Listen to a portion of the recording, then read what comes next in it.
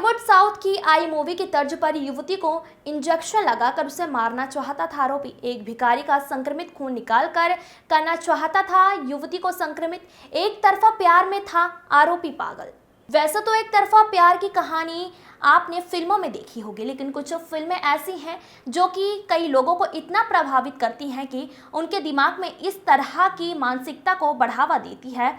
ऐसा ही एक घटना इंदौर के सराफा थाना क्षेत्र में हुई, जहां आरोपी किशोर और संजय द्वारा एक संक्रमित युवक का खून निकालकर अपने न मिलने वाले प्यार को लगाकर उसे इस दुनिया से अलविदा करना चाह रहा था। आरोपी द्वारा एक संक्रमित भिक्षु के खून को निकालकर कुछ दिनों पहले युवती को इंजेक्शन लगाना चाहा, लेकिन युवती इस इंजेक्शन से बच गई। यह पूरी कहानी साउथ की फिल्म आई की तर्ज पर थी। वहीं एडिशनल डीसीपी अभिनव विश्वकर्मा ने बताया कि कुछ दिनों पहले सराफा थाना क्षेत्र में एक पीड़िता ने शिकायत दर्ज कराई थी कि एक अज्ञात बदमाश उसके पीछे करके उसे एक इंजेक्शन लगाना चाह रहा था, लेकिन युवती ने शोर मचाया और वहां से बच गई।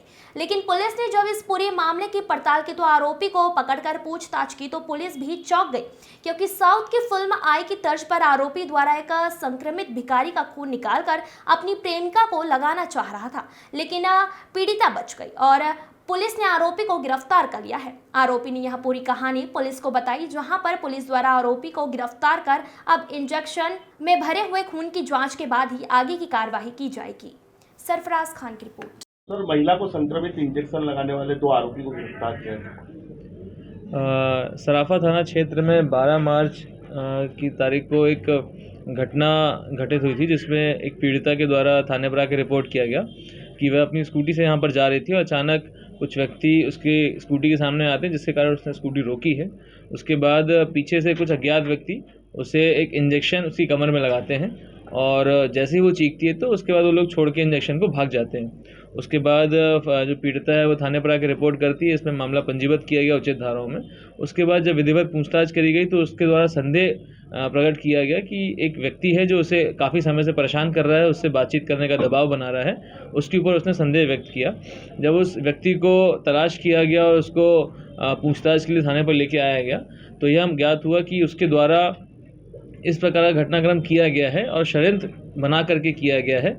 उसने एक काफ़ी समय से इसके ऊपर बातचीत करने का दबाव बना रहा था और लड़की ने जब इससे बातचीत करने के लिए मना कर दिया तब बदला लेने की मंशा से उसने एक संक्रमित रक्त की व्यवस्था करी। किसी एक भिक्षुक के माध्यम से उसने एक उस रक्त की व्यवस्था करी और उसे एक मोटे इंजेक्शन में भर के इसको संक्रमित करने का प्रयास किया, जिसके कारण उससे काफ़ी गंभीर बीमारी हो सकती थी।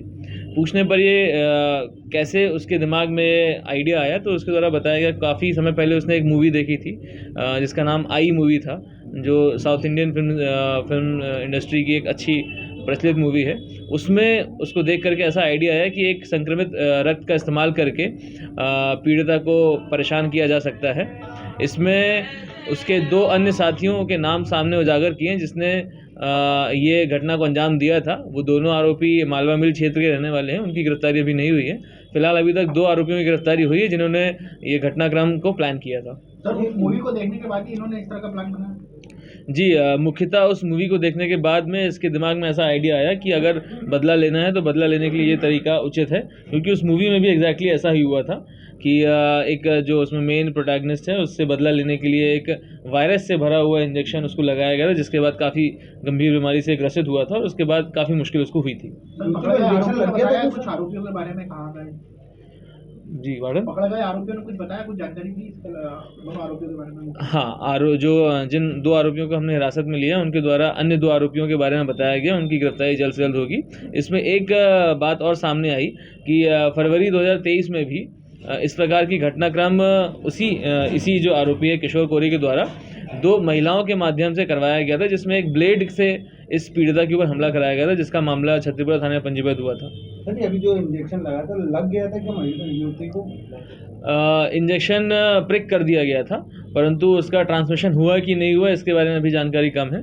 उस इंजेक्शन के अंदर में जो द्रव्य मौजूद था उसकी जांच के लिए हम लोगों ने उसे पैथोलॉजी में भेजा हुआ है। जल्द उसकी जांच रिपोर्ट आएगी। द्रव्य लाए कहाँ से थे सर? सबसे बड़ी बात ये है, पूछताछ में ये बात सामने आई है कि ये संक्रमित रक्त की व्यवस्था इन्होंने एक भिक्षु है जो यहाँ कहीं पर भीख मांगता है, उसके माध्यम से उसके हाथ से निकाली थी। उस भिक्षु को भी हम लोग तलाश कर रहे हैं, जल्द से उसकी भी पूछताछ की जाएगी उससे। क्या भिक्षु संक्रमित थे या ऐसा कुछ बताया इन्होंने? अभी तक इस बात की तथ्यता सामने नहीं आई है।